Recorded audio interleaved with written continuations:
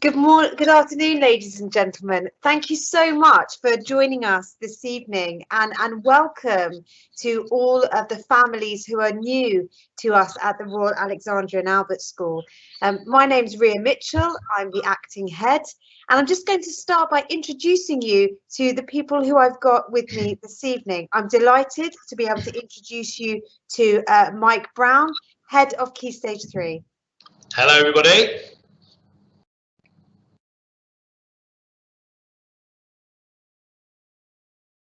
And then also joining me tonight, I've got the head of Year 7, Miss Alice Pearson. Good evening, everyone. Lovely to have you with us. So we're going to be hearing a little bit more from both Mr. Brown and Miss Pearson a little bit later on in proceedings. I'm going to tell you a little bit about the school, but I just want to draw your attention now to the chat function. So one of my jobs today is to monitor the chat function and to sort of look at the questions that are coming in and sort of respond to them once we've heard from the head of Key Stage 3 and the head of Year 7. So if you have any questions about anything about the school, anything that we've said, anything you've heard before, just pop it in there and I will do my best to sort of field those questions later on in proceedings. So I want to just take a little opportunity really to welcome you all, to welcome you to the Royal Alexandra and Albert School, and really to welcome you to the first step for many of you at being part of this community. And thank you really for choosing us. You know, as a parent, I understand what an important choice it is to make, and you know, I'm privileged that you've chosen us to take care of your child. Now, our mission at the Royal Alexandra and Albert School is to develop impressive individuals ready to flourish.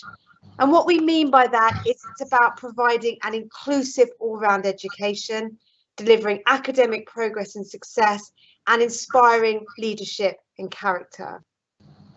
And we talk a lot here about flourish, and during your time at this school, you'll hear us talk about this again and again. We think it's really important. This is not just a place that your child is going to come to school. This is a place where we want your child to exceed beyond, you know, the realms of what they might think is possible. It's about them being able to demonstrate that individual strength of character that they need to really succeed in their chosen career when they leave us. And we believe in a holistic approach. We believe in whole child development. And that's why the school is structured with what we call the 3 pillars, the academic, the boarding and pastoral, and the co-curriculum. To be successful adults, pupils need to leave us having achieved the best they can academically, to have developed the skills beyond the classroom, to have the confidence to lead themselves and others, and to know how to live happy and healthy lifestyles, and to be able to find their place in the world and know and be able to contribute to their local, national and international communities. To achieve that, we need to ensure that every child here achieves the very best academic outcomes, have the opportunities open to them to develop beyond the classroom, to be resilient. But really, what we want for children, what we want for your children, is that your children come here and they're safe and they're happy. And I'm now going to hand over to Mr. Brown, who's going to tell you a little bit more about what life is like at Key Stage 3 Royal Alexandra and Albert School. Over to Mr. Brown. Hello everyone, I'm Mike Brown. So like Mrs. Mitchell has said already, I am the head of Key Stage 3. We actually call it middle school here, and what that means is that I work very closely with the heads of year in Year 7, Year 8 and Year 9, and all of the pupils that are in those year groups are under my remit, and with the help of my fantastic heads of year and tutor team, we look after your little ones when you send them into school. So I want to second also what Mrs. Mitchell has said, and also join in with a really big welcome to all of you. For those of you that listened in yesterday, I know that some of your sons and daughters would have tuned into the student event that we ran yesterday, which was really well attended. We have some kids coming up from our primary school, and we run primary school from year 3 up to year 6. We have quite a big cohort coming up into year 7 who know bits about the school and are quite comfortable here and enjoying life at Gatton. But secondary school is going to be a challenge. And we also have students coming from the local area and not so local area. We genuinely have kids from all over the world attending our school, which makes us, the school we are and the community that we all want to add to. So I'm going to talk to you about 2 things, and if I click my fingers, we'll hopefully get a PowerPoint started up. The first thing I want to talk to you about is a little bit about the history of the school.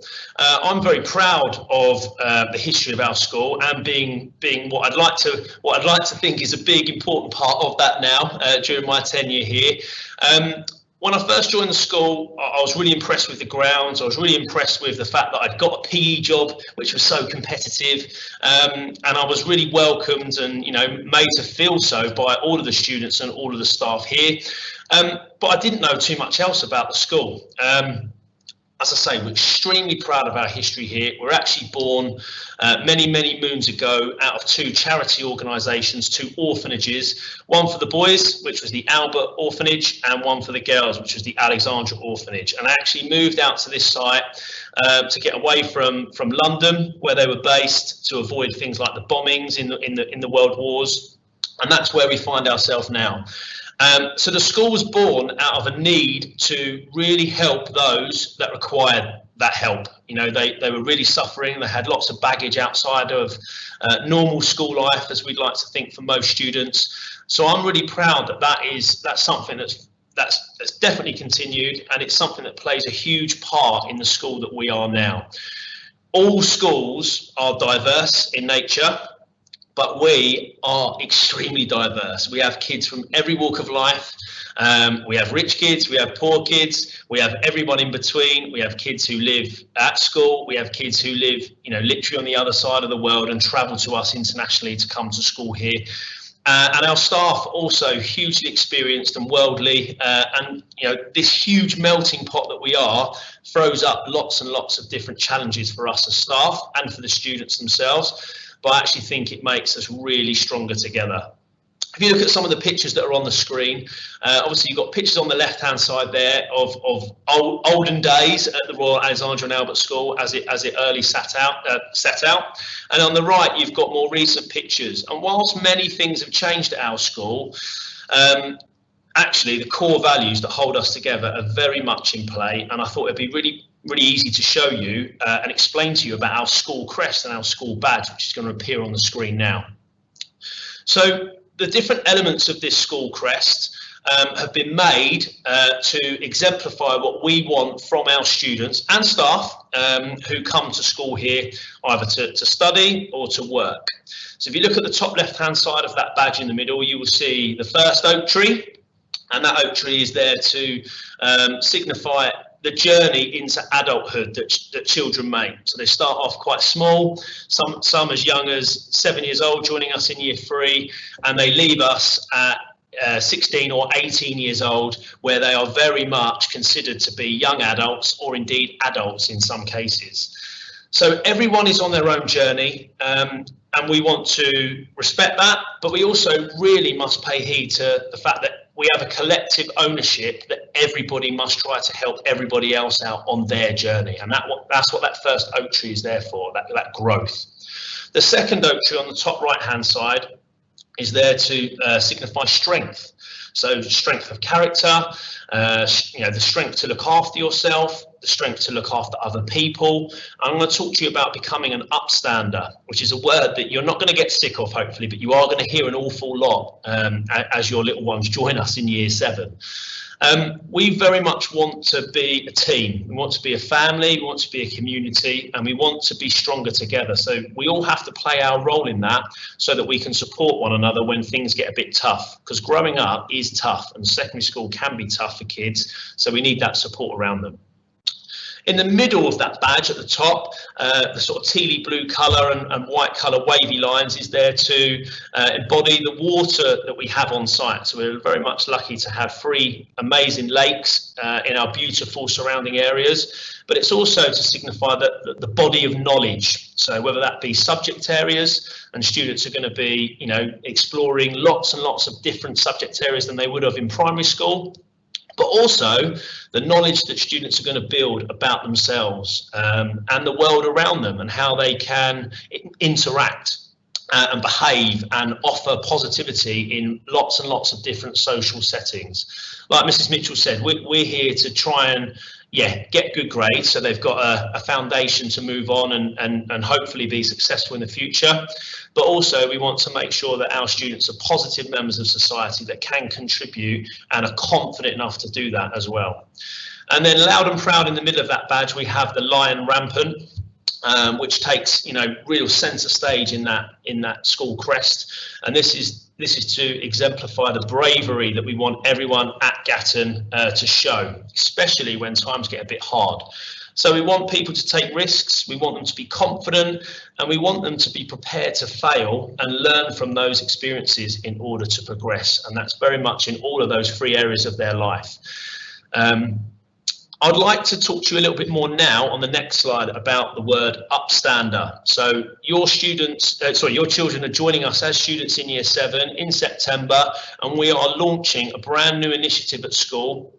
We have some Gatton aims that Miss Pearson is going to talk to you about, but we wanted to really simplify this down. So our Gatton aims are really important to us, but we want students to understand why we want them to reach for, you know, and reach their potential in each of those 5 areas of the Gatton aims, because we want them to be an upstander. So an upstander to us is somebody that will go above and beyond in all the areas of their life and will do what's necessary, and they will really go out of their way to make others, whoever they come into contact with, enjoy their day that little bit more. It's really important to us that students buy into this, and this is going to become a really underpinning golden thread, if you like, of everything we do at school. So you are going to hear this more and more. So being an upstander is, you know, it's important for being a valuable friend. It's important for being successful students. And it's really important for making that positive contribution in extracurricular time in and outside of school time. Next slide, please. This is my last slide. Our job as parents at home and as teachers in school is to work together so that each of our students understand what it is meant to be an upstander and how to be one. And together, it's imperative that parent involvement is there. It's crucial to the development of students, of course it is. You guys at home know your kids better than anybody, and we want to exhaust and tap into that knowledge so that we can get to know them as quickly as possible. And together, as a team, we are going to support your kids at school. Okay, so look, I think I've spoken enough. I'm going to pass you on to who I consider to be the most important people in your kids' lives as of September. And I'm not going to ramp it up too much, but she does deserve a really big welcome because she's a fantastic head of year. Miss Pearson, over to you.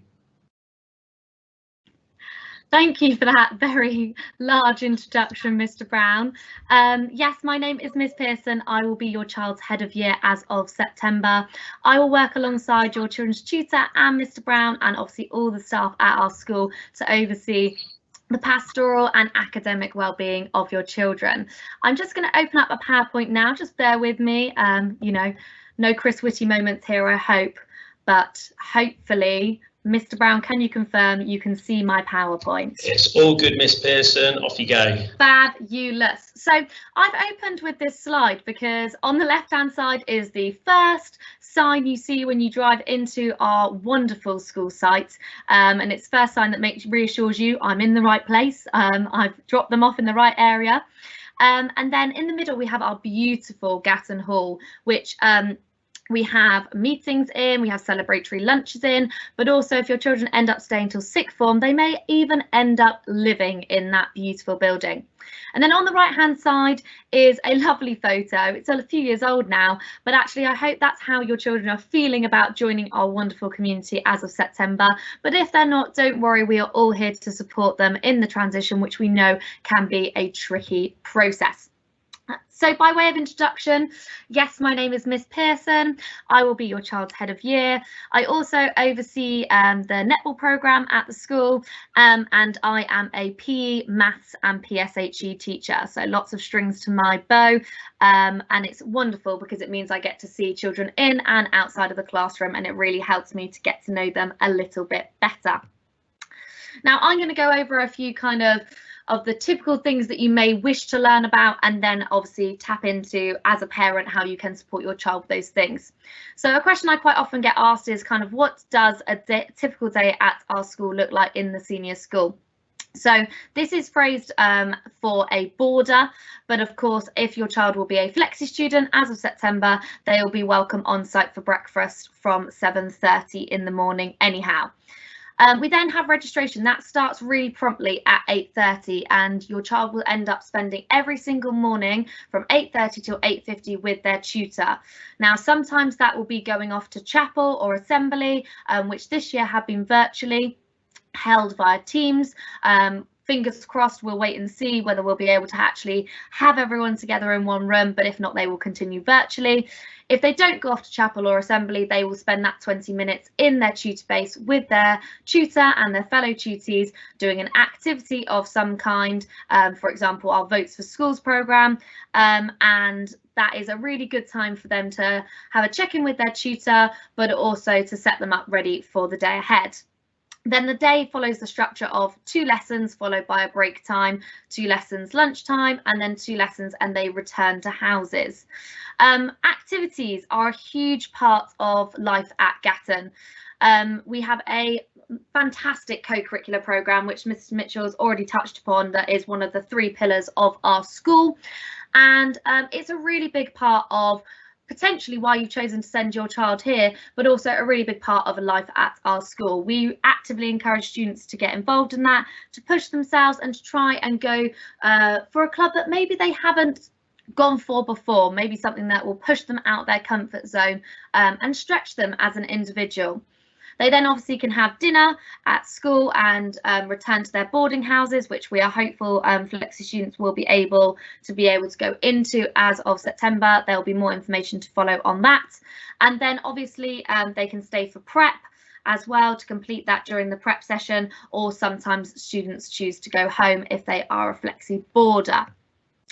Now, another question I get asked about quite often is the timetable and kind of the allocation of the number of lessons they get. Now, as a PE teacher and a maths teacher, I am very excited to see so much PE in the programme. It really helps to keep them fit and healthy, but also we tend to see that the students really enjoy it, particularly the games afternoon, where they are out there as a whole year group and doing activities in a different kind of style with that coaching element. But as you can see, there is a nice broad and balanced curriculum put on for them, whereby we really feel that they have the opportunity to succeed in a number of different areas.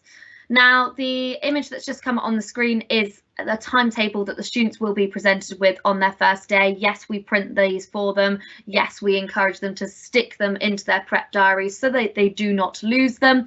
But basically what it shows is the subject, the teacher and the room that it is in. Now, as I said to the students in the meeting yesterday, don't worry, we won't expect them to be able to find their way exactly from day one. Our older students here are awesome at pointing them in the right direction, and it's so lovely because quite often the year 7s don't even need to ask, can you point me in the direction of? Our older students just recognise they look a little bit lost and point them in the right direction for where they need to be. This year as well, if you currently have a child at our school, in the senior school, we've had a 2-week timetable this year. We are reverting back to a 1-week timetable next year, which I think will really help those year 7s with that organisation and transitional element to adjusting to secondary school. Now, prep as we call it here, it may be homework to you at the moment. Don't worry, they switch on to that super quick, like they switch on to the fact that here we don't say miss, we say ma'am. It's something that they just pick up really, really quickly. It isn't anything to worry about. It is more than probably what your child is getting in junior or primary school at the moment, but we provide them with a prep timetable to help them to balance that, to make sure that they do not become overwhelmed by the amount of prep that there is to complete. So in the top left hand corner, you can see that in Key Stage 3, if they have one lesson a week, then they will only get 1 hour of prep per half term. If they have 2 lessons a week, they will get 30 minutes of prep per week, and if they have 4 or 5, so those core subjects, they will get an hour of prep per week. So that is why on the image at the bottom you can see that English, Maths and Science, those core subjects where they do have 4 or 5 lessons a week, they are allocated as 1 evening, because that prep should be taking them 1 hour. And then the other subjects whereby they only have 2 lessons a week, therefore only have 30 minutes of prep per week, are doubled up for Thursday, Friday and the weekend. Now, what is fantastic is, as a school, we now have a system called Class Charts. It is an app-based system. You can also use it on the web, but basically the child gets a login and you as a parent get a login, and on there the teachers set all the prep, as well as put additional instruction, attach any worksheets that need to be completed. So should they lose it, don't worry, you can go on there and you can print it off again for them, or they can copy it out into their book or so forth. And also you can track their behaviour on there as well, but I find it's really useful for their prep, just particularly when they tell you they don't have any prep. You can look on there and double check and ask them to show you.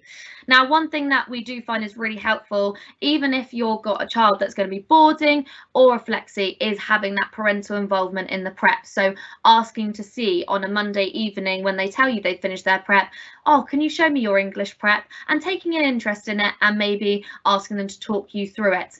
Also, if they're a little bit stuck, looking at the extra detail that is listed on Class Charts for those additional instructions, looking back through their book, because more than likely it'll be a consolidation task, therefore there probably should be some notes or content in their book, and then just also asking them to talk through what they're doing there, because that's a really good way of kind of reaffirming what they've learnt in the classroom, and it also shows a great level of understanding if they are able to explain it to you. Now, I, as the head of Year 7, sometimes take an interest in their prep, and things like French and Spanish, I always find I learn something as well by asking them to talk through my prep, because it was a long time ago since I did that. One other thing that is really useful that we give them in September on their first day is a prep diary. Now, this is an item that they should always have with them. They should always be writing their prep tasks in there, despite having our Class Charts app, because should Class Charts go down, you know, we know technology, we're a bit over-reliant on it sometimes, they will still have that task written in their prep diary and therefore can refer to that. It's also a great way for you as parents to communicate with teachers or the tutor, because there's a little note section in there that you can write in, and the student, your child will be able to then show that to the teacher or their tutor the following day to help open up a conversation of any kind. So yes, so prep, it will be a step up, but it's nothing to worry about. It's something that we really actively support the students through, and it's a great way for them to promote that independence, and also for them to really connect with that home learning as well as that in-school learning. Now, Mr. Brown mentioned earlier that I will be talking about our GATT and aims, and these are our GATT and aims, and they're really kind of overseen by that umbrella of being an upstander, because we believe that if you show all 5 of these aims, you will actually be achieving the overarching aim of being an upstander. Now, the example that I gave to the students yesterday was being courageous and honest. Well, a way that you can be courageous and honest straight away in the first few weeks is putting your hand up when you're a bit confused in a lesson, just asking the teacher politely to repeat something or go over something again, and being courageous by asking, you know, I'm a little bit lost, please can you point me in the direction of. Now, As adults, I don't feel it's that courageous of us to ask those questions, but I know that for these students who are a little bit nervous about joining the school potentially in September, and also will more than likely, you know, be the smallest in the school, it can be quite scary asking a sixth former who's twice the height of you and probably twice the width, where is history 1? Well, actually, that's a way that they can straight away be courageous and kind of achieve one of those GATA names from the get-go. Now, this says our expectations of you, but actually this is our expectations of the students. And actually, as a parent, it's really helpful when we have your backing with regards to these. So I ask the students to be kind and courteous, to listen and follow instructions, to have high levels of effort, to look out for each other, to be organised, to ask for help when required, to rise to any new challenges, to aspire and strive to be the best version of yourself. And that is something that our school absolutely nails because of the boarding element that our school can offer and the co-curricular element that the school can offer. It isn't all about academics. Actually, we want well-rounded, happy young people leaving us to go out into the wider world. And actually, the opportunities that we offer here can really help them to become the best versions of themselves. And of course, that big one, being an upstander, which is something that Mr. Brown and I will harp on about as of September, so that they cannot say that they don't understand what that means. We will do lots of different activities so that they get it from a lot of different angles, and basically we will constantly be using this terminology of being an upstander, because it's something that we really want to push as a school to help make these young people the best versions of themselves that they can be. Opportunities at our school, I think we've touched upon it so much, but you know, our school is not your average state secondary school. The boarding element really brings a huge different aspect to life at Gatton. We offer some amazing clubs, some amazing trips, but also it's just the day-to-day, the fact that they can go into a boarding house and have that different environment to kind of chill out in and coexist with students of all different ages in our vertical boarding system.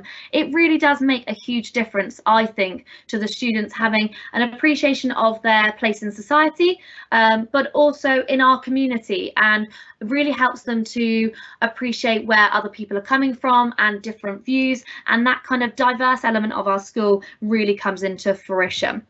Now, one thing that I expect your children are really looking forward to finding out is who their tutor will be, that first point of contact, the person that we always ask you as parents to contact first of all, the first port of call, and also what they need for their first day. So they will find out their tutor groups on the first day of term. As you can imagine, we are still collecting in a lot of data, but also we find that it's one of those things where it helps to build the excitement of the first day, and it's nice for everyone to come in on a level playing field so that everyone's finding out at the same time. On the first day, they do not need their PE kit. So please, obviously I know that you're going to be getting all the information about that soon, but they don't need to lug that huge bag in with them on the first day, or if they're coming from the boarding house, they don't need to come in that PE kit. So they just need to be in full school uniform. They need to have a sturdy bag with them. I recommended to everyone yesterday a rucksack, because by the time they get all their books in there, it can become quite heavy. They need a pencil case. They will need a filled water bottle, although we will actually end up giving them another one, but it's always good to have one on them so they can refill that and keep themselves hydrated throughout the day. They won't need a lunch. We provide all of the food here at school when they're at school, so don't worry about sending them with a lunch bag, because they will get a fully cooked, lovely, delicious, warm meal at school during lunch.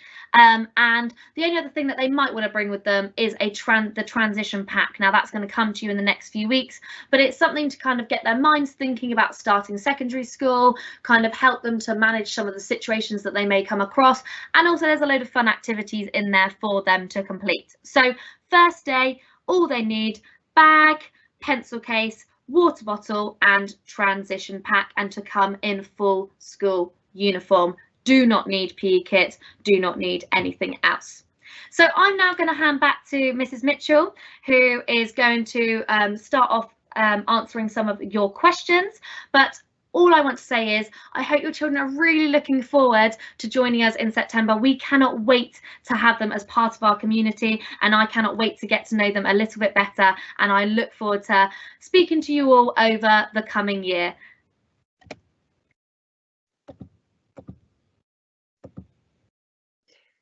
Thank you so much for that, Ms. Pearson. That was a really useful sort of insight into the school. Sorry, I'm just echoing a little bit. I'm just going to pause for a moment, and I think I'm back with you. I don't want to hear myself on surround sound, so it's helpful to just pause a little bit there. We've had lots of questions coming in whilst Ms. Pearson and Mr. Brown have been talking, and I think it might be useful. We've got our person in the controlling the technology side of this. I think it'd be useful if she could sort of publish some of those answers, because I think there's some questions that probably might be useful to other parents. I'm just going to start with one. There's a few sort of variations of the same question that's come through. It's about how will children be assessed when they start and how will they catch up. So obviously, we understand that normally we would take SATs data when the children come in, and we don't have that information. So the children, they do get setted in year 7 in maths and English, but they will begin in mixed sets, and there will be an opportunity during the first term for an assessment to be done and for setting to happen in maths and English. For the other subjects, we do key assessment tasks, we call them, so that's assessments each half term, and what we will be doing is we use that assessment in year 7 to really get an understanding of the strengths and weaknesses of that child and what we need to do to support that child moving forward. Now, obviously, we also normally take the SATs information, but we run a sort of internal assessment system anyway, because obviously there can be quite a difference between, you know, what the child was doing in May when they did their SATs in year 6 and then all the way over into September. So we find that a useful model anyway. So I suppose my point there is don't worry about the fact that we haven't got SATs information. We have systems in place to manage that. And then, of course, the main area in which catch up occurs is in the classroom. So it's the classroom teacher that has the ability to make sure that that catch up's happening in the classroom. We also have other intervention that happens around the outside, and other things that can happen to support children who maybe need a little bit more support in key areas. But fundamentally, it's the classroom teacher, what they do in the lesson and what they're doing in their prep time as well. We've also had a question. I think this is a really good one, actually, because this is one that I would be thinking about if I was in your position. It's about pick up and drop off. We've talked about really busy days, different clubs going on, different opportunities to stay after school. Mr. Brown, I don't know whether you could talk a little bit about how parents are supposed to know when to pick up and drop off. Mr. Brown. Thanks, Ria. Yeah, good question. So it very much depends on what's happening after school for that student. So as a flexi student, if you haven't got a club and you wanted to go home straight after school, most of our kids don't do that. But if that is something you did want to do, then obviously the pickup would happen at, well, just after 3:35, which is when we finish our school day. Now, obviously, with COVID restrictions in place, hopefully they're going to be gone by September, fingers crossed. But we will notify you in due course as to where the pickup point is for your year group if those restrictions are going to take place in the current format that we've got at the moment. So the pickup point is in the St Andrew's car park. You will see as you come into school, you've got some playing fields on the right hand side, and as you come up to the mini roundabout by our chapel, I believe it's the third turning on the left, so it's just veering off slightly towards the left is our car park. It's normally where the mini buses are, and there's 2 sort of bus stops in there where children can keep out of any rain while they're waiting to be picked up. But that's the pickup point if you're using a car. Now, obviously, if a student has got a club after school, it may be that they want to go straight from that club to dinner in which case they'll go and have their dinner and be picked up after that, or they'll go to the pickup point and be picked up from there, or failing that, they can always go back to their boarding house. And that's a big part of school life here, is that they go back and socialise and also do prep and things like that at the boarding house. It all depends on your family dynamics and your your other commitments that you've got when you want to pick them up. So you'll communicate with your kid, and you'll sort out where you're going to pick them up from and at what time between you.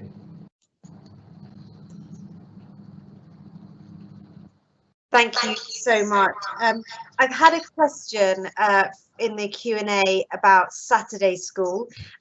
We do have Saturday school here.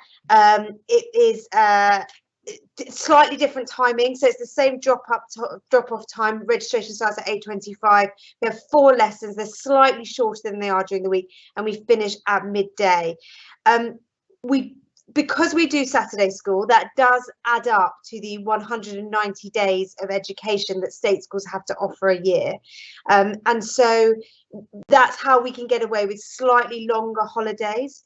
Now, it is a fact that Saturday school is a bit of a lifestyle change. It certainly is a lifestyle change for staff, although I've been doing it for 6 years, so I'm pretty used to it now.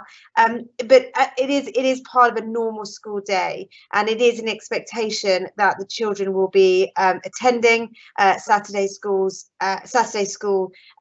unless they have an authorised absence, because that's part of the provision that we offer and how we structure our term times.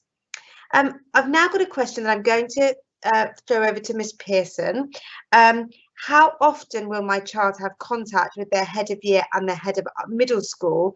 And maybe, Miss, if you could also think about how a parent knows whether to contact the head of year or the head of middle school or the tutor. What's the line of communication there? Miss Pearson. Thank you so much, Mrs. Mitchell. So how often will they interact with myself and Mr. Brown? Well, my current year group, I would say I see most of them day to day. I've had a sneak peek at my timetable for next year, and I will be teaching every single student in Year 7 through the PSHE programme. Therefore, they will see me at least once a week. But we also have assemblies once a week with myself leading. I'm really hopeful that we'll be able to have that all together next year rather than virtually. But even this year, having them virtually, I've done them live from one tutor base each week, which they've absolutely loved. And so if we're still in the same circumstance next year, I will do the same thing. But basically, I'm quite a head of year that's out and about, and I like to pop in at break and lunch times and see how they're doing and drop into their lessons. Therefore, they will see me quite a lot. They will also see Mr. Brown. They may end up having him for teaching them for one of their lessons, but also Mr. Brown is someone who loves to pop into lessons and get out and about and see them. And actually we end up really getting to know pretty much every single child. Actually, no, I would go as far as say I know every single child and something about them that's unique to them, and it's really wonderful just getting to know them. Now, with regards to communication, as the head of year, I do get a lot of communication. I always advise parents first and foremost in any instance to contact the tutor, because the tutor is someone who sees your child every single day, and therefore they are able to follow up on those little things that you have queries about, and if they need to, then they just pass things on to either myself or Mr. Brown. If there is something quite serious, or if you are concerned about the tutor themselves, then of course put that in an email or pick up the phone directly to me. And if there is something that you're extremely concerned about, and maybe you've contacted myself about or the tutor, and you'd really like someone to have a look at it quite urgently, then that's when you would speak to Mr. Brown. But Mr. Brown and I have very regular conversations because we are a team. We work alongside the tutors, and therefore I would always advise, in the first instance, speak to the tutor, and then the tutor can raise things to either myself, and then I can raise things to Mr. Brown.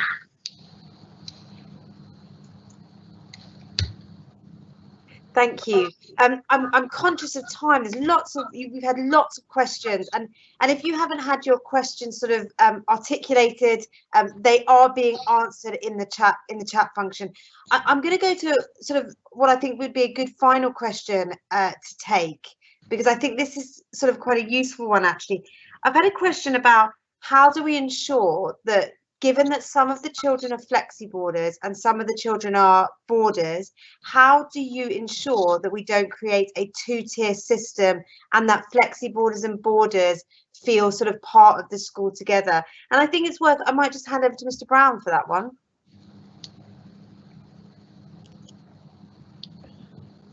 Thanks, ma'am. Yeah, really good question. It's been one of our biggest obstacles, I would say, in the last year, where we've had these COVID protocols in place, and we've almost had a 2-day, almost like 2 parts to the day, where rules have to change ever so slightly. So I'd probably say, under normal circumstances, this just isn't an issue, and flexi boarders are as much, if not, you know, well, I would say there's no difference between the boarders and the flexis in terms of the extra and co-curricular time after school, and actually indeed before school as well. We are not a school that finishes at 3:35. I think actually it'd be probably more apt to say that we start a different part of our day at 3:35, and flexi kids that maybe are a little bit worried or concerned about staying after school and maybe only just want to, I'll do this club, and they'll commit to one club and they think, oh, I don't want to do that. Once they start, they absolutely love it, and they just want to do more of it. And that's very much the message they're going to get from their tutors, Miss Pearson, myself, and any other teacher in the school is, hey, you're in year 7, you now go to Gatton, and at Gatton we are famous for our co-curricular programme. There is not another school, private or state school, in the local area, I'd go as far as to say as in Surrey, who offers anywhere near the broad range of activities that we offer here.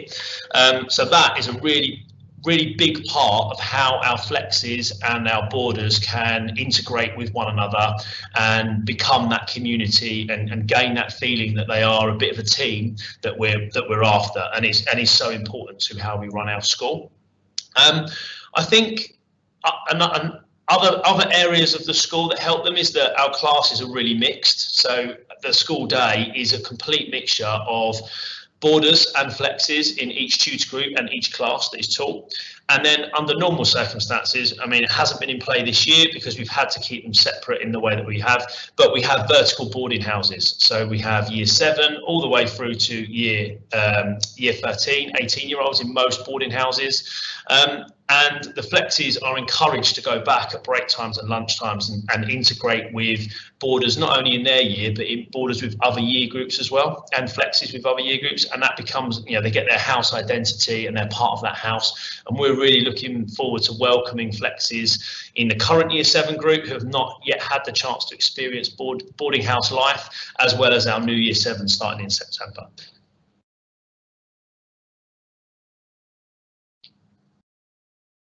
Excellent. Thank you so much. Well, I think we're kind of drawing to the end of our session together. I feel this has been, you know, probably our liveliest live event, actually, with lots coming through on the message boards.